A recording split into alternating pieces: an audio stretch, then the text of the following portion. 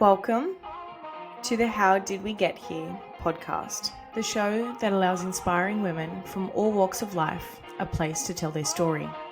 Follow along every fortnight as we chat about each woman's challenges, life lessons, and words of wisdom that they have picked up along the way. Everything that has led them to being right here and right now. I'm your host, Jess, and from wherever you are in the world, I hope the story you hear today makes you smile, laugh, and maybe even cry a little. I hope it inspires you and fills your cup up just a little bit more, because in this day and age, inspiration and stories are always worth sharing. So grab a coffee or a tea and settle in for today's episode. And welcome back to the How Did We Get Here podcast. Thank you all so much for joining in to today's episode. We do apologize for a little bit of a delay in our episodes coming into 2025, to have a little bit of a break towards the end of 2024 and coming into the new year. So there was a little bit of a delay in recording, but we are now back. And our first episode of 2025, I'm so excited to welcome the absolutely beautiful Georgia. Thank you so much for joining me today. That was such a nice introduction. Normally, I'm the one doing the introduction. I'm like, oh, I love this. Thank you so much for having me. I'm very, very honored. It's the first time I've been a guest, so super excited. I'm so excited to have you on the show. And like we were sort of just having like a little chat before we started recording, and we sort of knew of each other a few years ago, used to train at the same gym. And now we have the same coach. And wild. Crazy. Like so crazy. The James fan club. Woo! With our little signs. Yeah, I'll hold pom-poms. Oh my goodness. So funny. Oh, far out. Well, thank you so much for joining me. And I'm honored to host you for the first time. Thank you. That's also very exciting. So yeah. I don't know if you've watched some of the other episodes, or you sort of know how I run through my questions and things that I want to get to know about my guests. So without telling our audience what you do for work, Georgia, how would you summarize yourself as a person? It's always hard because you always want to go straight for like, oh, I'm an online coach, but you're not allowed to say that. I was like, no, okay. Hi, I'm Georgia. I'm 27 years old and I've grown up in Melbourne. I've been in Melbourne my whole life, did a little short stint in Sydney, which is when, Jess, you were first introduced into my world. I am the youngest of three girls, three sisters. It's a lot. I'm a wife. I'm a dog mom. I've been going into 2 years being married. And yeah, is that a good introduction? It's really hard. It's really hard when you can't use your job because we're just so married to our job. Yeah. And I'm like, who am I? Definitely. So those things that you've sort of listed, yes, they are parts of who you are. But to your core though, as a person, how would you introduce yourself to someone for the first time, other than just saying like, you're a wife, you're a sister, you're, a daughter? I would definitely say I'm someone who would become your best friend within like 5 minutes of knowing you. Mm-hmm. I like to think that I'm someone who, to my detriment as well, who sees the best in everyone immediately. I like to think that everyone has such a kind heart or kind intentions like I do initially, and it's not always the case. So I definitely think I'm someone who is very quickly 100% all into a friendship, and I like to think that everyone is as kind of a person as I am. Yeah. Definitely backfired a few times for sure. But definitely that would probably be one of my biggest things. I'm also someone who's very passionate about travel. I love experiencing new cultures. I've pretty much delayed buying a house for like the next 3 years purely because my husband and I now, once upon a time, it was just myself. We're so invested in traveling and seeing the world and seeing new cultures. And just, I'm such a big believer that Australia is such a small part of the world, and I need to see everywhere before I like have a house and don't travel for the next however many years. Yeah. I think that's a very, very good goal, I think, to have as well, to learn about different cultures, different ways of life, meeting different people and different, just different countries outside of our own little bubble that is Australia. I think there's more and more people, especially in our generation, who are opting more for traveling and experiencing and doing things rather than, you know, like what our parents did in terms of settling down and buying a house and having a family and doing all of that. Yeah. So, Yeah, it definitely goes against a lot of like the norm of what the older demographic above us believe. Like, I definitely know that by my age, my parents were married. I'm pretty sure pregnant with their second child, and I'm like, not for me, sorry. So it's like, to everyone else's disappointment, I put in quotations, it's very much something that our generation are very much for. But then you also do get some people who still want the traditional side of buying a house before they travel, but I'm just like, not for me. I'm going to be around the world. I'll be jet setting. I'll sell whatever I could. Once upon a time, I remember I sold like so much of my stuff just to like be able to fund a trip. And I was like, see ya, I'm out. So it's definitely spontaneous, little reckless, your best friend. I love that. Those are 3 great words. I love that. That's so I just made that. I'm like, I like myself. Go me. Yeah. So on the note of traveling, which countries have you visited already? Oh, there's a lot. Do we do like a list? Okay. Yeah, tell me. So we've done my first ever trip, I think I was like 3. It was Fiji. I've done Greece a few times, Malta a few times, Italy a few times, England, Cambodia, Thailand, Bali. I've done quite a few places in America. I've been to South America. So I've done Colombia and Argentina. I've done like Dubai, Abu Dhabi. I haven't done Singapore. Was meant to go to Singapore. I think that's it. That's still a very good list. Quite a few places. And I think, yeah, I was very, very blessed that growing up, my parents really gave us the blessing of being able to travel, because we do have quite a lot of family overseas. Like, my parents have very little family in Australia, so we got to go over quite a bit when we were younger and meet all of them. So we would go to Greece quite a few times, or we would go to Malta quite a few times to meet people. So I was very blessed that my childhood consisted of a lot of really positive travel experiences, and that I think is what kind of turned me into a travel addict, definitely. Yeah. So you said you have family overseas. Where are your parents from? What's your heritage? My dad is both sides Greek. My mum is both sides Maltese. So we're very like, every time I go overseas, I'm meeting someone new that's a part of the family. Or yeah, it's very. Do I speak both the languages? No, definitely not. But there's a lot of family overseas, so for sure. And then my husband's family now is all in Argentina. So once it comes to time that we have a family, I don't see us not traveling overseas still. Oh, absolutely. Definitely. Yeah. I think once you sort of have that as part of your life, it just will forever carry on into, you know, the next generation if you guys choose to have kids and, you know, follow through with that. What, I'm just getting into what part of Greece is your dad's family from? I think they're from Rhodes. I think most of them are in Rhodes now, so like the main island. I haven't been back to Greece. I think the last time I went was 2008. So I haven't been to Greece in a long time. I've spent a lot more time in Malta and I'm a lot closer with that side of the family. But yeah, definitely want to go back. Hopefully this year, if not this year, surely next year I'm going to get there. Yeah, I definitely want to go back.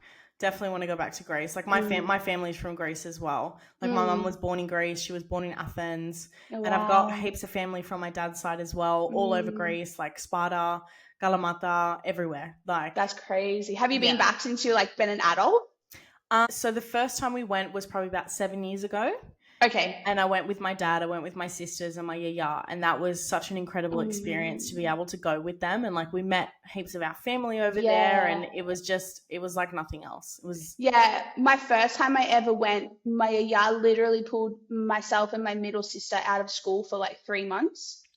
She took us to Cyprus, so we're in Cyprus for like 3 weeks, and then we went over to Greece, and it was like, I was quite young. I think I was in maybe grade 1 or 2, so I was still quite little, but it was probably one of the best trips, like just to have that memory of like going on a plane with my yaya, being in like another country with her. Like we could only really speak to her because we couldn't speak Greek, or we couldn't speak like with our cousins over there. So it was just such a cool trip to have gone on. And definitely I was like, I wish I could go away with her again, but she just would not go on a plane for that long anymore. Not anymore, no.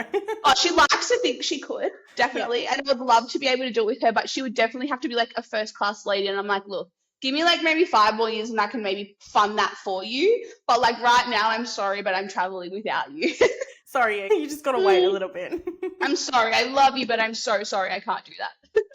Oh my goodness. Okay, Yeah. well, sort of carrying on from that, give the audience a little bit of context into your origin story, a little bit more about your childhood. So you have said that you traveled a lot when you were younger. How did that sort of impact your school, and what were some of the fundamental moments in your life that you think have really, really shaped you, your values and your outlook on life in terms of who you are today? Yeah, so I definitely think being the youngest of three sisters, I was unwillingly exposed to a lot of comparison. My sisters, both my older sisters, have very similar body styles, very similar physiques, look very similar.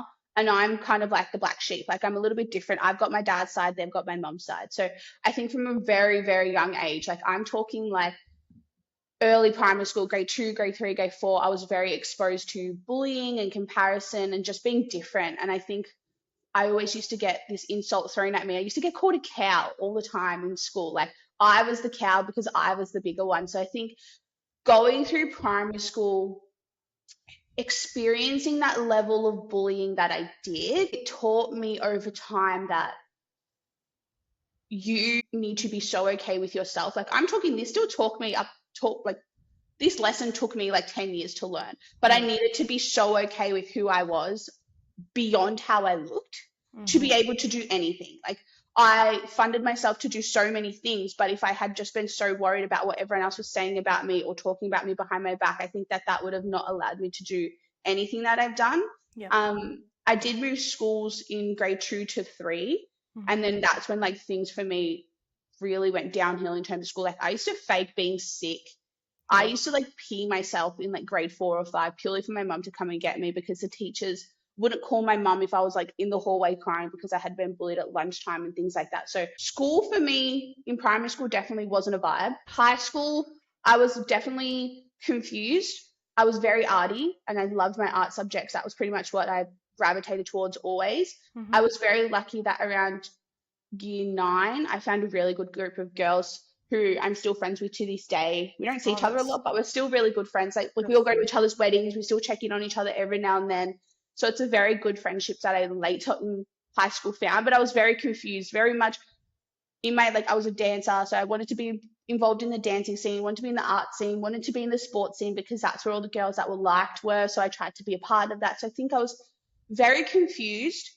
And then that did then ripple out into my university life and beyond that until I had a few people reflect back to me being like, what are you doing? Like, you need to chill the fuck down and you need to like really decide what you want to do and stop trying to live for everyone else and stop trying to impress everyone else. So there was a lot of like, and it's really sad because if you think about it, it's like, that's a lot of things to experience at such a young age and you get so confused and you don't know what mental health is and you don't know what all of these things are. So I think I experienced a lot very, very young.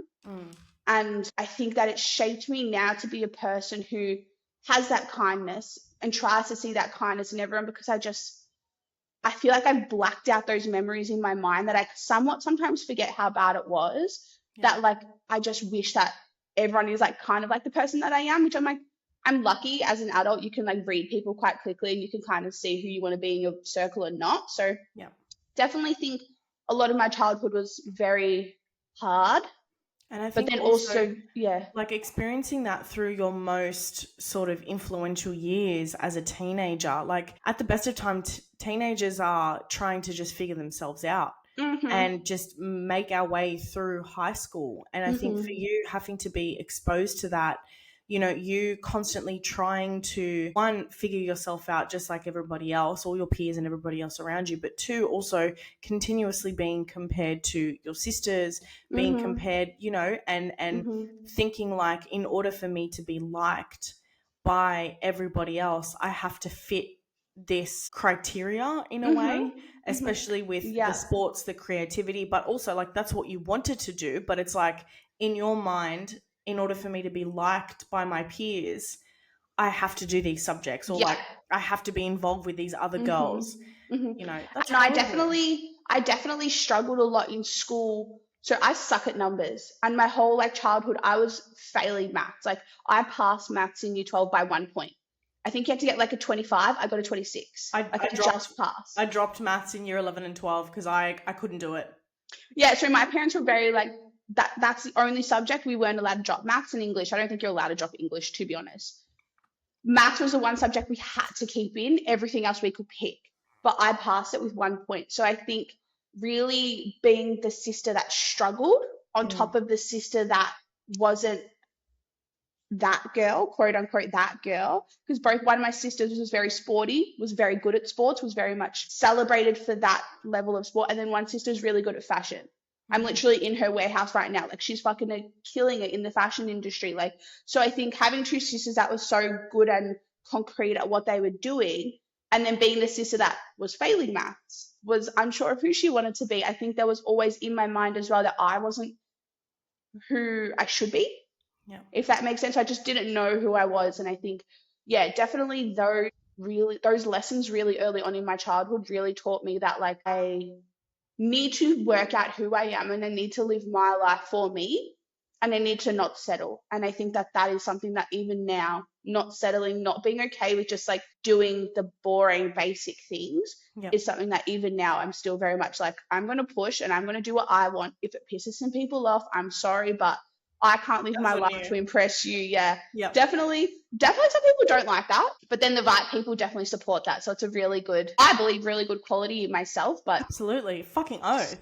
Some may disagree, but 100%. Anyway. No, I'm all for it, honey. And I love everything that you do. Like, I know that, like we said, we've only just, like, over the last couple of years sort of are in the same space and are in the same team, same coach. But, like, I'm all for women taking up space, women celebrating themselves exactly how they are. And, you know, for you, in terms of everything that you've experienced, everything that you've gone through, you fucking deserve to yell and scream about the things, one, that you're passionate about, and two, that you want to do with your life, and create a life for yourself that you're proud of and be exactly who you want to be without question from anybody else. Yeah. And like I said, it's definitely not something that I learned straight away. And I'm very, like, grateful to my husband. And people probably get sick of me talking about him. Like, oh, you always talk about him, like, blah, blah, blah. But I'm like, he was such a turning point in my life. I mean, we met when I was at the peak of my depression. I had run overseas. We met overseas. So he met me when I was at my lowest. And having someone see so much good in me when I couldn't see anything in myself, to then him believe in me that I was worthy of his love, was worthy of his time, was worthy of so many things. And then having him then later, after being apart for 3 months because of COVID, proposing to me and seeing the ultimate thing, like, I think that then really secured to me that if this person can see so much positive in me when I struggle to see something in myself, like, I actually don't care what everyone else thinks. And I think for people who maybe hear me talk about him all the time, maybe they don't get that side. And I think to be able to actually explain that this is why, and he was the person that then was this permission slip for me to just forget about everyone else and just really be 100% me, that they would probably relate the growth in business, the growth in my taking up space, the growth in my voice, my opinions, all of these things to him. But I see it because obviously it's my world and it's my life. But I think, yeah, having someone invest so much time and energy when you can't see those things in yourself and truly unconditionally wanting to spend the rest of their life with you, that's the goal. Yeah. It's such a moment that you realize, like, okay, like, maybe I am okay. Maybe there isn't nothing wrong with me. Maybe I don't need to be what everyone else wants to be. And I think that for me was such a change in my life. Like, we've been together 6 years. So probably within like the last 3 to 4 years, I think I've really just sent it on who I am. And I'm just like, whatever I want to do, I'm doing it. He can come with me if he wants to come. If not, he can stay home and I'll go. But at the end of the day, like, he was like the person that really allowed me to step into that 100% and know that I'm going to be supported and respected and loved. So I'm very grateful for that, definitely. That's amazing. That makes me so happy. Oh, thank you. That's incredible. I did have a question though. So going back, so when you were talking about your adolescence and growing up, so I'm the eldest out of my 2 sisters. Okay. So my younger sister and I are 9 years apart. How old are we? So We're 6. Oh, 6 years apart. Okay. So with your sisters, how were they, how was your relationship with them during that period of time? Yeah, so it's really interesting because my sister, who's the eldest, and me, when we were growing up, she graduated high school the year that I started. So we're only in high school together for a year.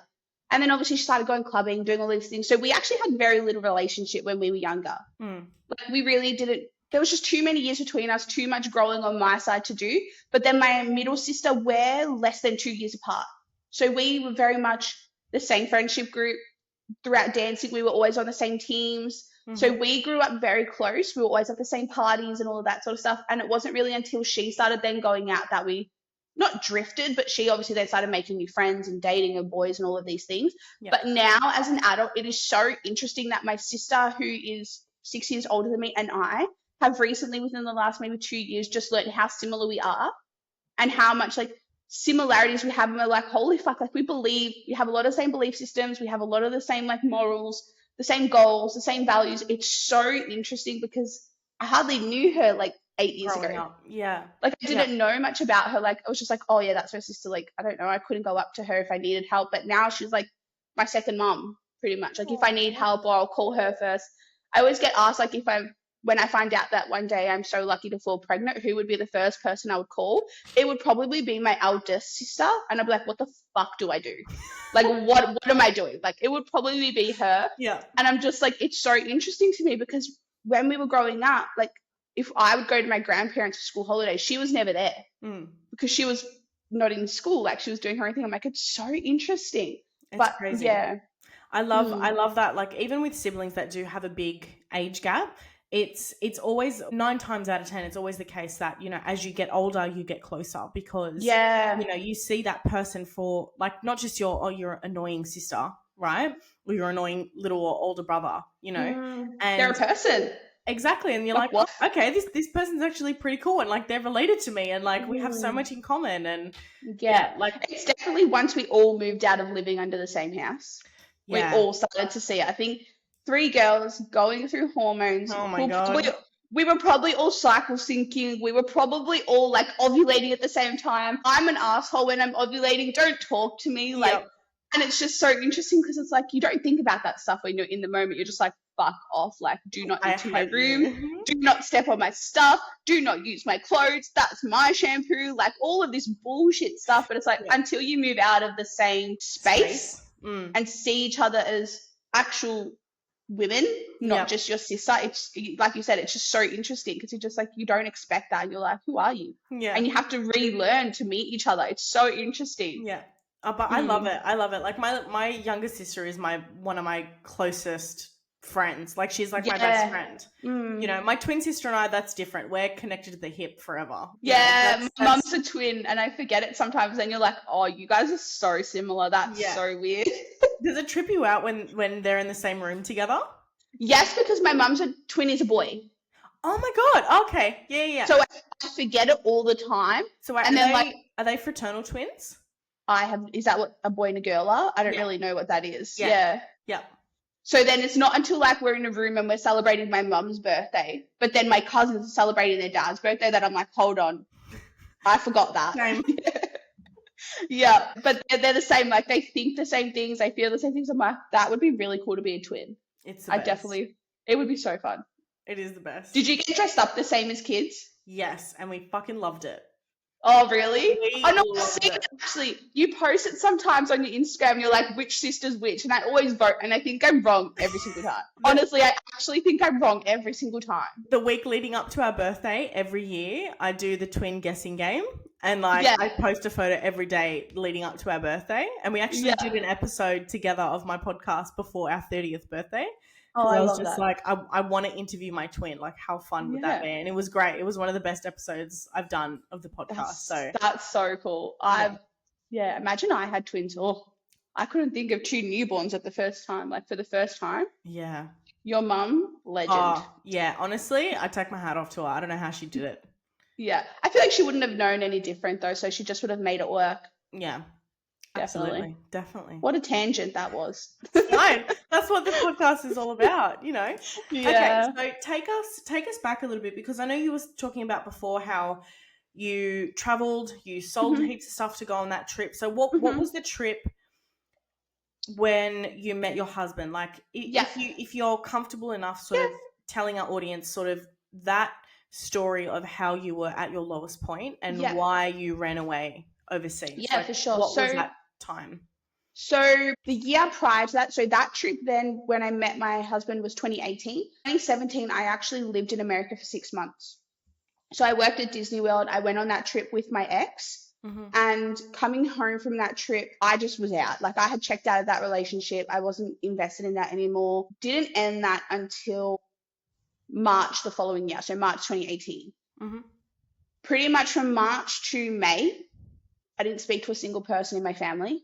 I was crying every single day. Oh my God. I was at the lowest of my depression that I had ever been, and didn't know that it was depression because I just refused to believe that I was someone who could experience that, but it definitely was. Like, reflecting back, I'm like, holy fuck, I needed help. The only person I spoke to was my brother-in-law. He was only my sister's fiance at the time. He was the only person that would sit with me at the front of my house for an hour every single night. And he's like, you need to do something. Because I don't care what it is. I don't care what I need to give you. You need to do something for yourself. So I literally, on a Sunday afternoon, I was like to my mum, the first time I'd spoken to my mum in 2 months, I was like, can you take me to the travel agents? I need to go overseas. Whoa. Yeah. So she literally drove me to the shops, took me to Flight Center. I booked my first ever solo trip to America, and I was flying out 7 days later for 2 months. I had probably at that time $500 to my name. I didn't have enough to live for 2 months by myself, but I extended my trip. So I literally sold like a few pairs of Ray-Ban sunglasses that I had for like $200 each. I think within a week, I think I made about $2,000. So I had $2,500 to last me for 2 months in America. Georgia, what? Insane. I was so lucky that I had organized accommodation. So I was staying with friends that I used to work with as a lifeguard in America. So I had accommodation sorted. I was fine in that sense. I knew that I was getting picked up. I knew that I was going to be okay in that sense. It was pretty much just like food. And if I wanted to do anything, I needed money. So I ended up being fine. I didn't even end up spending that much while I was over there. And then pretty much that trip was just rogue. Like, I was smoking weed like every day. Like, I was heavily addicted to that. I wouldn't function without it. I was drinking a lot. I was using sex a lot as like an scapegoat for someone else to validate me. And I think reflecting on that person, I'm like, I could never imagine being that person again.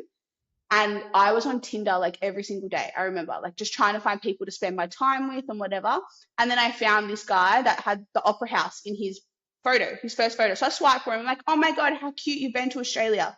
And he was like, no, I live there. And I'm like, ew, not talking to you. Didn't come here to meet Aussies. Like, see you later. But we just kept texting back and forth. And we're like, oh, let's just be friends, whatever.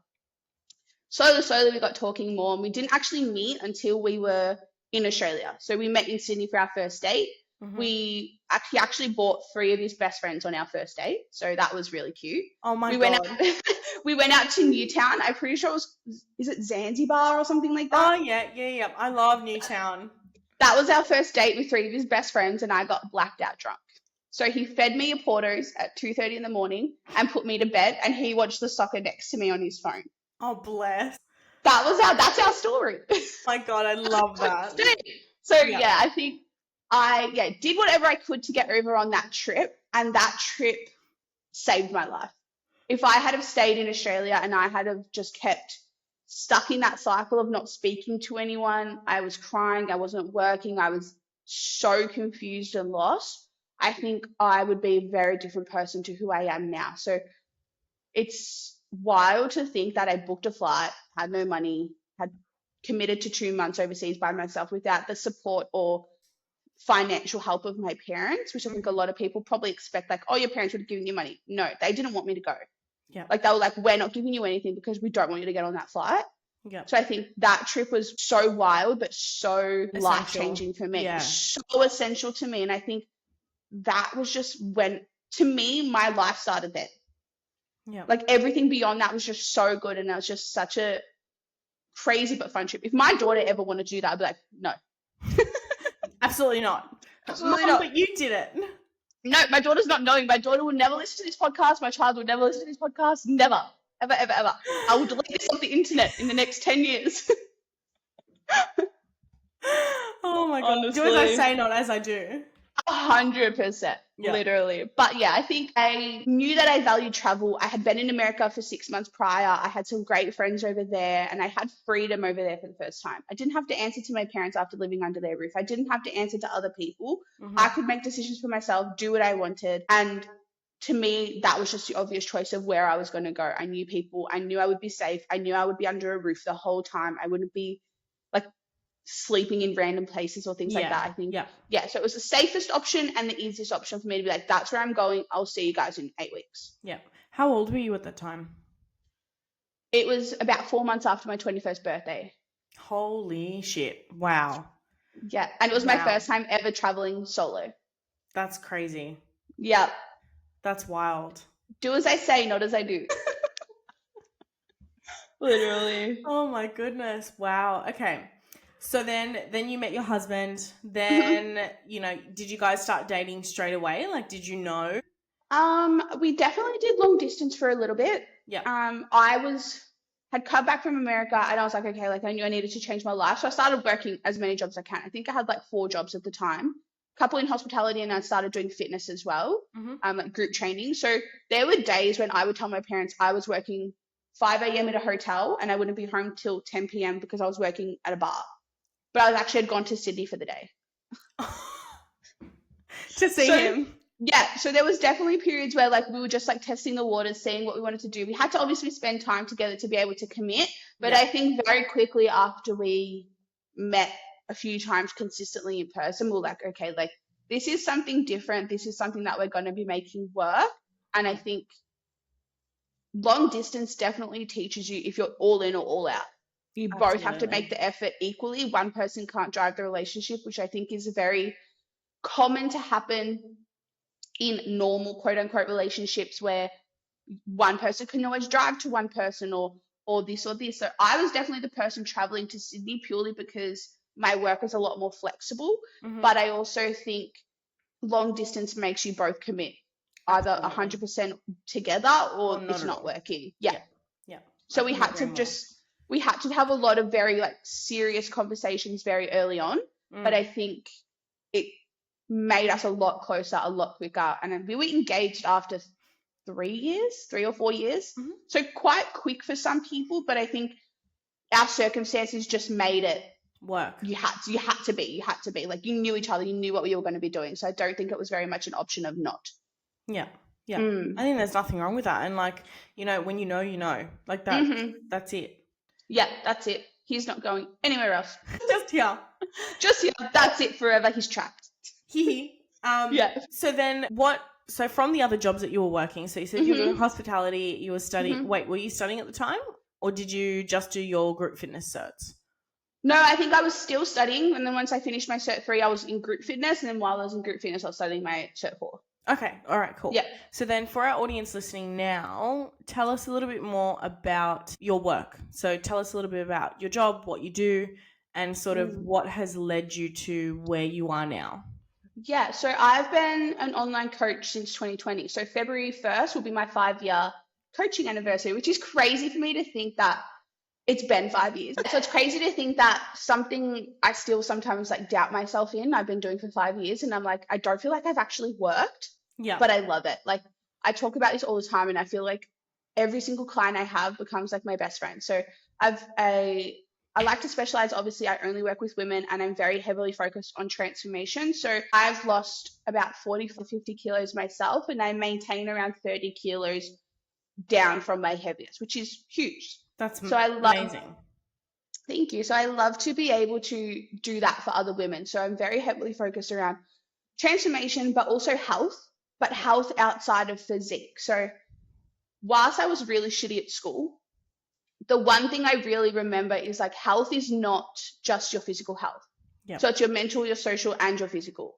So if one is balanced without the other, you're not a healthy person. So I very much focus on the human as a whole and not just how they look. Yeah. So I've definitely fallen in love with that. I'm very also big on community. And like I said, I like to see the best in people, and I like to be a really big leader. And I hope to be a really big leader in the industry for creating a safe space for women, creating a space where women can enter and they're supported and they're not judged and they're not the black sheep. And regardless of how they look, or regardless of what they do for work, or regardless of their background, regardless of any other factor, that they are welcomed and that they are accepted and that they feel supported. So I think, yeah, definitely crazy to see how far I've come. And if I stop and reflect that I've been self-employed for 5 years, I've done so many amazing things for 5 years based off something that once upon a time I could never even imagine doing for myself. Yeah. And I'm now doing that for other women is insane to me. That's wild. And that's Insane. something I admire about you so much. And thank you. What you were saying about building a community and being that safe space for a lot of women, despite, any other sort of challenges that they've experienced throughout their life. Like, I see that in you, and I see you have created that community. And again, like, that was the whole reason why I wanted to start this podcast, because I want to provide a platform for women to be celebrated for the amazing things that they do and things that they've learned throughout their lives to get to them to this point. So, 100%. If it wasn't for everything that you had gone through, everything that you had experienced, it almost in a way wouldn't have shaped you into wanting to be that safe space for the women that you work with. 100%. And I probably would have ended up doing a completely different career. I wanted to be a chef for most of my childhood. I couldn't think of anything worse than being stuck in a kitchen cooking people eggs Benedict every bloody day of the week. Like, that to me is the worst thing. I don't even cook myself eggs. I go and buy it most mornings. So like the fact that I've gone through so much and I've had so many experiences. I'm only 27 and I've done so many like crazy things to some people. To me, is just like, that is my point of difference and that is my uniqueness as a coach. And I think I'm never going to be a coach who is comparing myself to other coaches or jealous of other coaches, because your experience as a coach, your experience as a woman, your experience as a business owner are so different to mine. And I think that is something that is so unique about all of us. And the clients that come to you are going to be so different to the clients that come to me. But that is fine. They're both worthy of being helped. They're both worthy of being supported, having a plan for them, having all of these things. And I think the uniqueness of me is what has allowed me to celebrate that, and then also then leverage that into a business that is doing pretty freaking well, if I say so myself. Like, fuck yeah. We want to grow. Definitely 2025 is the year of growing and definitely the year of going to that next level. But I think getting to 5 years in itself is such a big milestone that I'm ready to celebrate it, and I'm ready to actually own it and not be like, oh, I'm a little small fish anymore. Like, nah, I'm like, no, be a big fish. No, I'm going to be like a dolphin or a whale. Like, I'm not like the big whale yet. Like, I'm just like the little baby whale, but I'm still taking up more space than a fish. Yeah, absolutely. Yeah. I love that. I love that so much. I saw this stat, and I think it was within like the first couple months of running my business, that like, I think it's something stupid, like 80 or 70% of business owners fail within the first year.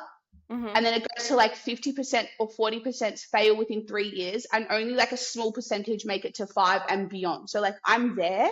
And now I'm like, I'm not failing this year. Like, I don't see my business failing at all this year. There's so many new things that I've implemented and starting, and I'm like, it's not failing. So I have to make it work now, and I have to leverage it and go to the next level. And that's definitely going to be happening for me for sure.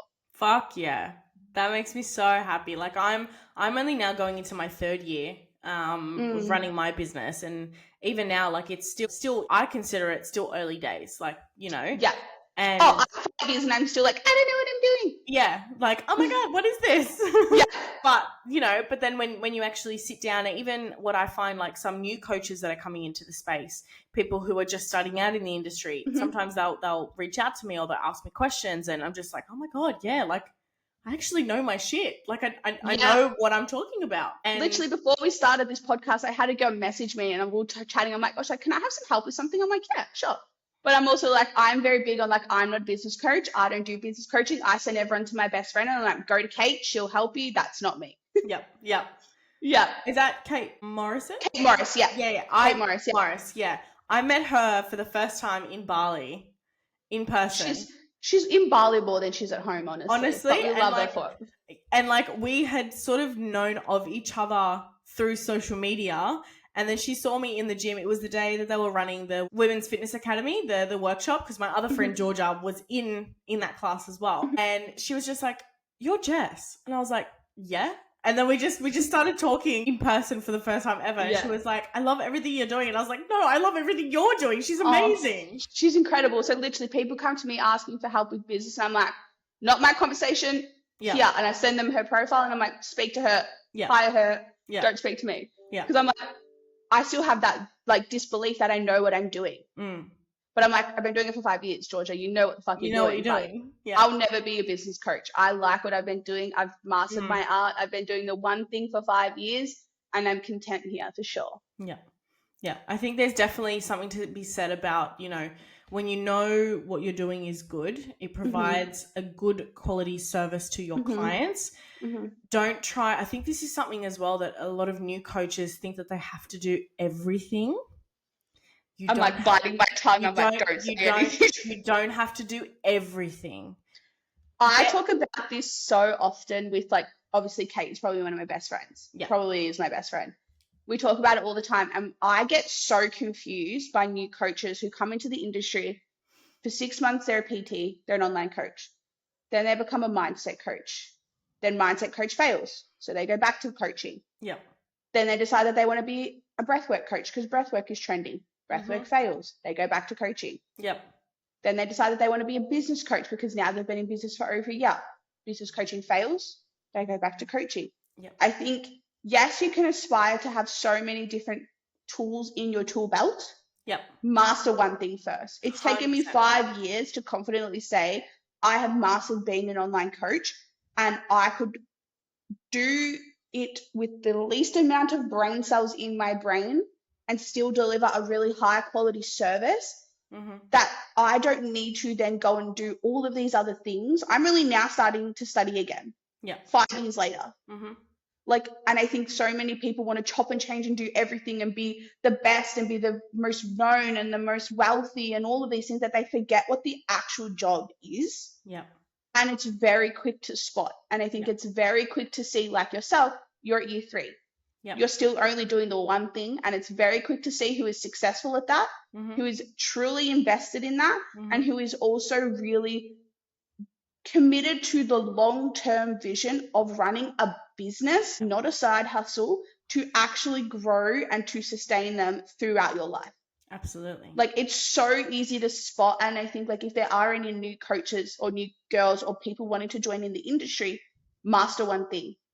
And master it for a while. Don't fall victim to seeing everyone else do a million other things. I think I ran my first ever challenge at the end of last year. That's over 4.5 years in the industry, and I ran my first challenge. And I still had things that I needed to improve on. If I'm to run one again, there's definitely things I need to improve on. But like, it's normal because I'm doing one thing and I'm doing one thing well. Why do I need to go and be a mindset, a business, a breathwork, a confidence coach, all of these things? I'm like, that all happens within my container anyway, that I don't need to add in all these other titles for the sake of it. 100%. I couldn't agree more. Seriously. But they'll learn. They will. They'll learn. They'll hire Kate and they'll learn. All right. So going on from that, one question I really love asking my guests all the time is, for you right now, Georgia, what do you think your purpose is in life? Right now in 2025, I want to say it is my kindness and my compassion towards other women who are starting. I think I've been given a really good opportunity to create a community, which is what I'm really invested in doing this year, to be able to just make other women feel seen and heard and actually capable of changing. I think so many women compare and feel small and feel unable and feel unworthy, that I've been given this platform. Like, I've never been a guest on a podcast. 2025 is the year, my first year I've been a guest. Like, I started my own podcast without being on a podcast. Like, that's stupid. That's not. Yes. But I think I've created and been given and been gifted with this platform to be able to allow women to actually start. That I think that is my purpose. And I think just my kindness, and I think giving kindness to the people that need it, who want it, who are open to it, who need that 1% extra from me to be able to change their life, to then be able to change future generations in their family, I think is definitely what my purpose is. And I think that's a very long answer to that question, but it's just, I think it's more than just one thing to be able to be like, this is my purpose. Like coaching is my purpose. I think it's so much more than programming 3 sets of 12 to 15 reps. I think it's so much more about the emotion behind it. And I think it's so much more about the compassion behind it and the purpose. And definitely, I would say that's, definitely. That would be my answer. Yeah, I love that. And I couldn't agree more. And like, that's, like I said to you earlier, that is already what you are creating and what you project through your social media and through your business and everything else like that. And I admire everything that you do so much. Thank you. Like so much, honestly. And, you know, if you change, and again, I think this is why people like us get into the fitness industry. This is why people like us get into the coaching space, because we want to support, encourage, and build good foundations with people who might not have the tools or the knowledge to do it for themselves. Definitely. And to be sort of like that beacon of hope and guidance in order for people to get there. And like, we're both empathetic people. We both want to see the good in everybody. We both really want to encourage and support and guide as much as possible. And I think that is what makes us really good coaches. Definitely. And I think that's not something that I want to say came immediately to the job. I definitely started this being like, I'm just going to make people lose weight and everyone's going to be as ready and as committed and as invested as I once upon a time were. But then if I think back to the client that I was late to every single PT session. I would cancel, like, I would be on my way, like, fuck it, I'm not going, I'm going here instead, and not show up. So I think I naively went into the job and started the business expecting everyone to just not need that extra level of support and love and care and tenderness from me. And it was just going to be like, okay, here's your program, see you later, I'll chat to you in a week at your check-in. Whereas over the 5 years of doing the job, I think it's definitely fallen into a lot more of like, I am a best friend, quote unquote, in the sense of I know everything about my clients. Yeah. I know who's going through relationship troubles. I know who's going through shit at work. I know who's fallen pregnant before they even tell their partners. Like, I know so much more than just how their training session went. And I think learning that over the 5 years is then also really elevated so much more within myself and within my ability to coach and within my business and within the trust that I receive from people. I think that that's definitely something that had to be learnt and was not expected. I did not expect to be knowing people's pregnancies before their partners knew. Trust me, that was wild when that happened for the first time. But it's that's crazy. Yeah. It's so cool because then I'm like, fuck, I can't tell anyone. But I'm like, I can't say anything. My husband doesn't know who you are. I can tell him that you're pregnant and he won't tell anyone. But it's so rewarding and I'm so blessed for it and I'm so grateful for it. And it's crazy to me. The more I think about it and the more I talk about it, I'm just like, that's pretty cool. Crazy. That's really cool. Go me. Yeah. Oh my goodness, that's so good. That's the best. So then, following on from that though, if you were to provide a list of things that bring you the most joy in life, what would they be? Definitely dogs. Oh yeah, that's at the top of my list. I haven't seen my dog since December 20s. When now it's been like 3 weeks since I've seen her, and I'm not seeing her for another like week. So definitely dogs. Definitely travel for sure. I love new cultures. I love traveling.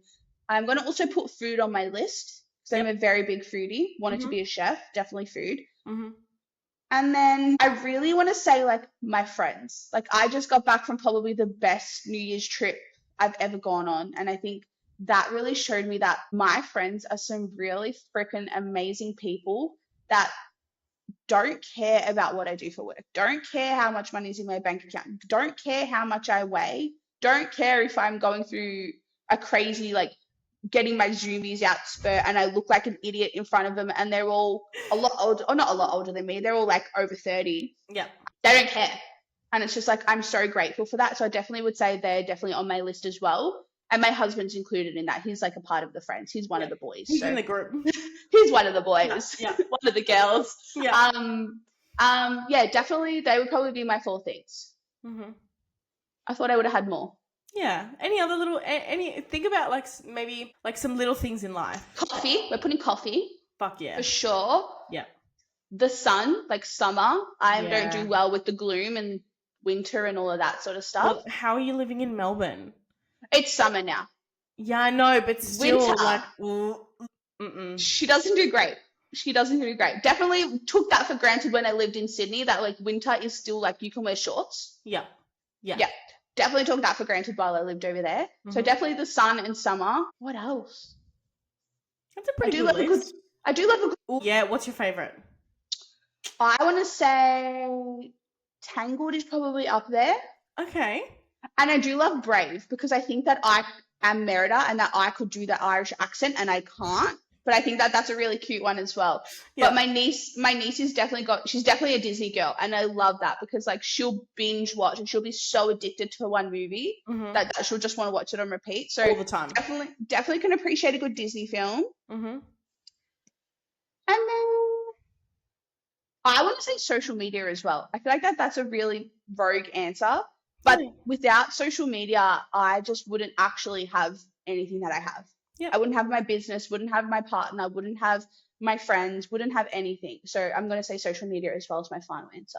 I completely agree with you. I would definitely have that on my list. Like I thoroughly enjoy being able to express myself on social media. Like literally. I feel like my Instagram profile is sort of like my diary. Maybe not as intimate, but like it's an expression of who I am as a person and everything that makes me me. Yeah. And I've had my one account that I have now. If you scroll back to my first ever post, the first 3 photos are me with like Whitney Port, me with Ed Sheeran, and then me like the day I graduated, like year 9. Oh my God. I've had that account for so freaking long that it's like there's so much emotion attached to that that it's just like everything from that point on to where I am now is so insane that I'm like, I love it. And I love a TikTok scroll. I love like stalking people. I can answer any question that you have. If you think like someone's cheating on you, I can find out all the information and the address and everything. Like I'm a pro investigator using social media. Social media. I love anything else technology based, I suck at. Oh really? Social media, I'm so good at. Okay. Yeah. I'd like to think I'm pretty good with technology. Like I'm pretty tech savvy. No. Yeah, I love it. If I can employ someone to do something tech for me, I'm doing it. Good. I'm just a girl. I'm just a girl with a little literally bow. That's me, yeah. Honestly, that's me because I crumble. I get so frustrated so easily. I'm just like, I can't do this. And I don't have the patience to learn. Do you get like a little bit overwhelmed where you're just like, nah, I can't. Too hard basket. Fuck it away. Yeah. It becomes a blue job. In our house, we have blue job and pink jobs. Anything that I get overwhelmed with goes as a blue job and then it's his problem and then I'll pick up another job. That's so funny. I love that. That concept's great. It's so good. It makes things so much easier. If I don't want to do something, it's a blue job. If he doesn't want to do something, it's a pink job. That's amazing. Fuck yeah. What a great idea. You're welcome. Everyone, you can use that. You can credit me, tag me on social media. Thank you. Pink job and blue job. Thanks, Georgia. Yeah. But yeah, that would probably be all I have on my list. It's a good list. That is a very good list. Yeah. I just wanted to, so there's maybe 2 more little points that I want to talk to you about, and I would love for our audience to get a bit more of an insight into it. So you competed last year. Yes. Overseas. Yes. So tell our audience a little bit more about that experience. The best thing I ever did, honestly. I've competed before that, so I had done 2 shows 2 years prior to last year. And I think I knew that I would one day be competing in Texas, which I did. And I knew that competing and being a pro and doing the whole IFBB route and becoming a pro was never my goal. Yeah. Never. Like it still to this day isn't. And I'm going into my 4th show. I think I wanted to do a bodybuilding show in Australia for the first reasons of like, I needed to see if I liked it and if I was good at it and if I could do it. I don't think people underestimate that. Not everyone actually does make it to stage, and I think it is hard. And I think that I needed to see if I could do it before I invested all the money to do my dream show. I did my first show and I very quickly learnt that I wasn't a bikini athlete. I wasn't a swimsuit athlete despite doing quite well in the swimsuit division. I was very much wanting to be celebrated for my transformation. Yep. that was my goal. My goal was to never win. My goal was to never get a pro card, to never get the crown or the tiara or do any of that. My goal was to celebrate myself from the girl that I was in my dancing phase of life, which we never even really spoke about. But I was a dancer for like 16 years and I was always at the back of the stage hidden. And I never got to be in my dream costumes, or if I got to be in my dream costume, I literally starved myself for like 3 weeks to fit into this costume. So I think Oh my God, Georgia. it was insane. And I've spoken about it quite a bit on my social media. So I think if people have followed me, they would have seen it. Maybe when this episode comes out, I can repost that transformation or that day or that photo. Yep. So I made it into my dream costume, pretty much starved myself to be on stage. I was eating like celery and yogurt for weeks. So I think I knew that I wanted to get on stage, knowing that I gave everything I could to myself to be able to be celebrated and to be front and center and not feel like I look different. Yeah. When I did step on stage for the first time, I knew that I looked different, but I didn't stand out poorly. Yeah. So that then relit the fire for me that I knew that I wanted to do transformation. Mm-hmm. And I also, going back a whole other thing, when I was working at Disney, I don't know if you know him, Christian Guzman and Heidi Summers. So Buff Bunny and then the owner of Alphalete and Alphaland. That is who was introduced to me, and that is what sparked a lot of my want to train and want to change. And I think having been really avid followers of them and watching their YouTube videos twice a week and really seeing Christian build his gym and build his brand, I knew, and then build his bodybuilding federation, that is where I wanted to be. Mm-hmm. And he also aligned with the message of me that transformation is something so big and not everyone has the same starting point. And some people do need to work a lot harder to be able to step on stage with a competitive physique. But once you're on stage, you don't know someone's starting point. The judges don't care about your starting point. The judges care about how you look on the day. The end goal. Yep. Yeah. And I think even like my sisters reflected back to me being like, you shouldn't be on that stage because no one knows what you've achieved. Yes, you quote unquote look like the worst person on that stage or the most out of shape person, but you've also probably worked harder than a lot of these people. So when Christian released his transformation category, I realized that I got to submit a 3-minute video explaining a little bit about my journey and my background and all of these things. Mm-hmm. And I also got to step on stage, and then behind me, I had photos on the stage. So I was on stage, how I was at my peak physique, but then also behind me was my photos of me at my worst, at my heaviest, at my unhappiest, at my unhealthiest. And that to me, being able to step out on stage, literally have the photo of me in my dream costume, so unhappy, so hungry and so depleted that I was literally dizzy in the photo.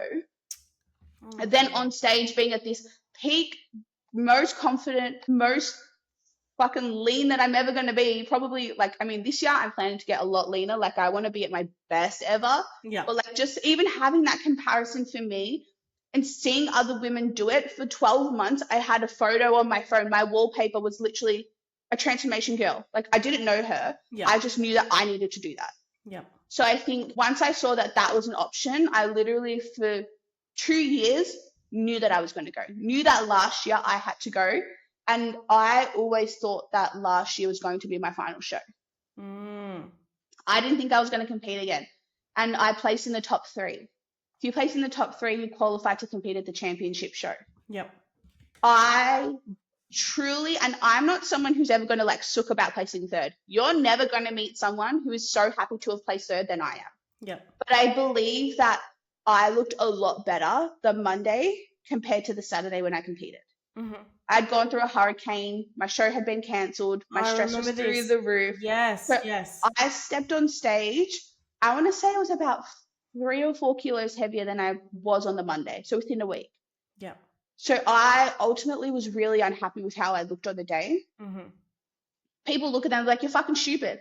But I know how I looked and I know how I could have looked. So for me, it was a job undone. Yeah.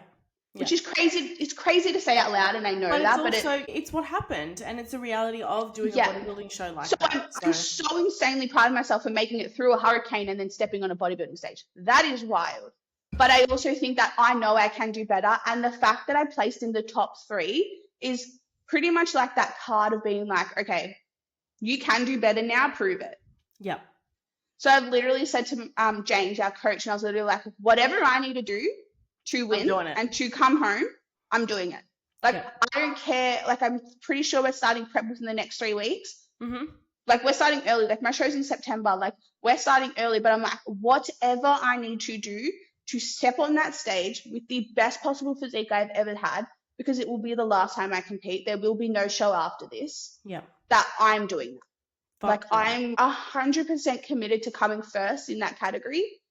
Like, it's not happening. Absolutely. It's going to happen. Yeah, baby. I'm so excited to see it. Yes. Honestly, and the fact that it's transformation, the fact that even so going back to my first show in Texas, I did transformation and bikini. Transformation I loved. Mm-hmm. As soon as I was in bikini, again, I'm against girls who were a lot leaner than I was. I didn't love it. James even noticed it in my posing because he was watching the live show and he goes, "What happened?" I was like, "I just was checked out. I didn't enjoy it." Couldn't, yeah. Nah. So I've got no interest in ever competing in bikini again. I've got no interest in any other federation. It is the Summer Shredding Championship. It is transformation championship category. I think it's like on a Sunday, the first Sunday in September. I will be on that stage and I will be ready and I will be winning that first place. Yes, you are. Yep, definitely happening. I'm so excited to watch this journey and just watch this next prep phase for you. And, you know, I'll be cheering you on the whole way through. Thank you. I think last prep I was really quiet and I was really like, I'm not taking up space this time. This time, everyone is going to either love it. You're going to scream or it. hate it. Yeah. They are going to 100% have notifications on. Yeah. Or I will be unfollowed. Fair. Fair. No in between. There's no in between, but it's going to be in your face this year. Like, I am proving to everyone that if you actually want to achieve something and if you actually want to go for something, fucking commit to it. Do it. Be so unapologetic about it and fucking go all in. Yeah. I feel like as well, this whole like Instagram movement now is just like, oh, you can do both, you can do this, you can do that. I'm like, no. Pick what you want to do, commit to it, and actually commit to it, and be so unapologetic and fuck what everyone else thinks and do it. 100%. So that's definitely the vibe for this year. Definitely. Oh, I love that, honey. Fuck yes. It's going to be good. To wrap up our very first episode of 2025, I love to end the episode asking this question to my guests. So, Georgia, if there was one piece of advice that you could give to your younger self today, what would that be? That their opinions don't matter. And I've said this so many times. The people who judged you, the people who bullied you, the people who doubted you, the people who still doubt you, they don't matter. Because you're proving them wrong every single time. Fuck yeah. The people that matter don't mind. And the people that mind don't matter. Yeah. I was like, hold on. Yeah. But yeah, literally, the people that support you will be 100% in on your delusional goals, whether they agree with it or not. Yeah. My sisters, my best friends, both of my best friends don't want me competing again, don't want me in prep again, because they quote unquote lose me.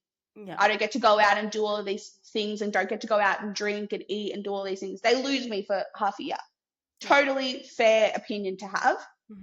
But also, they're the first people to pick me up when I'm down, to push me when they know that I'm being lazy, to tell me that I need to shut up and stop complaining and go and do my steps or go and do my cardio.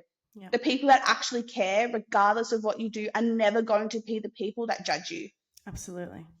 Could not agree more. Oh my goodness. Honey, thank you so much for joining me today. No, thank you. Sorry if I rambled. Sorry if this is a really long episode and people stop listening. I'm sorry, but apparently I had a lot to say today. No, but also that's the whole fucking point of the show. That's the whole point. This is your platform. This is your space to speak. So speak loud, baby girl. That's the whole point of this. So thank you so much. I appreciate it. I'm so honored to be a guest on a podcast and to be the first guest of 2025. I just feel really good energy about this year. Absolutely. Something about this year feels really, really, really good. I could not agree more. I feel like this year is going to be amazing for so many people. And totally. I'm so excited for it. Yeah, same. Oh, my love. Excited. It's going to be good. Again, thank you so much for joining me today. And for everyone listening, please make sure that you hit the like and subscribe button. And if you would like to suggest anybody else, please leave a comment or send me a DM on our Instagram page. And if anyone wants to go and check out Georgia's Instagram as well, if you are someone who is interested in transformation coaching, please reach out to Georgia. And I'm sure that you will be in the best hands possible for that. I'll be your best friend, don't worry. Definitely. All right, Yeah. everyone. Thank you so much for tuning into today's episode, and tune in for our next one in a fortnight. Thank you. Bye. Thank you. Bye.